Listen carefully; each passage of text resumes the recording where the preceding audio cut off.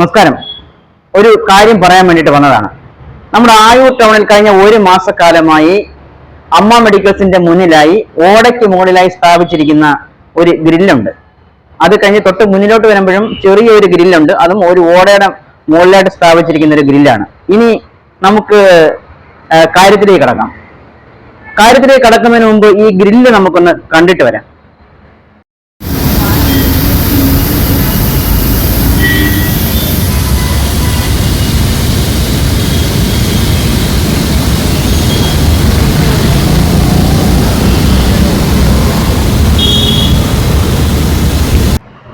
ഈ ഗ്രില്ലിനകത്ത് നിന്നും വലിയ എരപ്പും ഇങ്ങനെ വെള്ളം ഇങ്ങനെ ഓളം തട്ടുന്നതായിട്ടൊക്കെ കാണുന്നുണ്ടല്ലേ.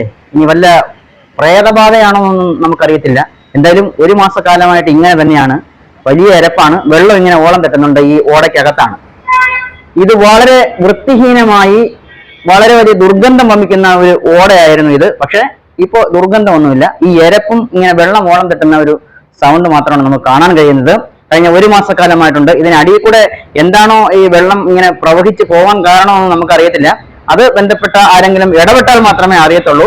എന്തായാലും ഒരു മാസക്കാലമായിട്ട് ഇത്തരത്തിൽ വലിയ രീതിയിൽ ഒരു എരപ്പും വെള്ളം ഇങ്ങനെ പ്രവഹിക്കുന്നതായിട്ടൊക്കെയാണ് മനസ്സിലാക്കാൻ കഴിയുന്നത്. ചിലരൊക്കെ നാട്ടുകാരൊക്കെ പറയുന്നത് ഇതിനകത്ത് പൈപ്പ് സ്ഥാപിച്ചിട്ടുണ്ടെന്ന്, ഈ പൈപ്പ് പൊട്ടിയാണ് ഇത്തരത്തിൽ വെള്ളം പോകുന്ന ഒരു എരപ്പാണ് കേൾക്കുന്നത് എന്നൊക്കെയാണ് നാട്ടുകാർ പറയുന്നത്. നമ്മളിതൊന്നും പറയുന്നില്ല, നാട്ടുകാർ പറയുന്നതാണ്. അപ്പൊ എന്തായാലും ഇതുമായി ബന്ധപ്പെട്ട് ഈ ഓടയൊന്ന് തുറന്നു നോക്കാനുള്ള ഒരു ഇടപെടൽ ആർക്കെങ്കിലും നടത്താൻ കഴിയുമെങ്കിൽ അത് വളരെ നന്നായിരിക്കും. കാരണം വളരെ വൃത്തിഹീനമായിട്ട് ദുർഗന്ധം വമിച്ചുകൊണ്ടിരുന്ന ഒരു ഓടയിലാണ് ഇപ്പം യാതൊരു ദുർഗന്ധമൊന്നുമില്ല. ഈ വെള്ളം ഇങ്ങനെ വെള്ളം എരച്ച് പോകുന്നതാണെന്ന് അറിയത്തില്ല. നമ്മൾ അറിയാതെ ഒരു കാര്യം പറയുന്നതും ശരിയല്ല. അതുകൊണ്ട് തന്നെ ഒരു കാര്യം വളരെ വ്യക്തമായി പറയട്ടെ. ഇങ്ങനെ നമ്മൾ നോക്കുമ്പോൾ വലിയ എരപ്പ് അതിനകത്തുനിന്ന് കേൾക്കുന്നുണ്ട്. അതുപോലെ തന്നെ വെള്ളം ഇങ്ങനെ ഓളം തട്ടുന്നതായിട്ടും കാണുന്നുണ്ട്. കഴിഞ്ഞ ഒരു മാസക്കാലമായിട്ട് ഇതാണ് സ്ഥിതി. ഇതിനകത്ത് എന്തെങ്കിലും ബുദ്ധിമുട്ട് ഇനി നാളെ വരുമോ എന്നൊന്നും നമുക്കറിയത്തില്ല. എന്തായാലും ഇത് കാണുന്ന ജനങ്ങൾ എന്തായിരിക്കും ഇതിനകത്ത് സംഭവിക്കുന്നത് എന്നൊന്ന് കമന്റ് ചെയ്താൽ മറ്റുള്ള ആളുകൾക്ക് കൂടി ഇതൊരു ബോധ്യപ്പെടും.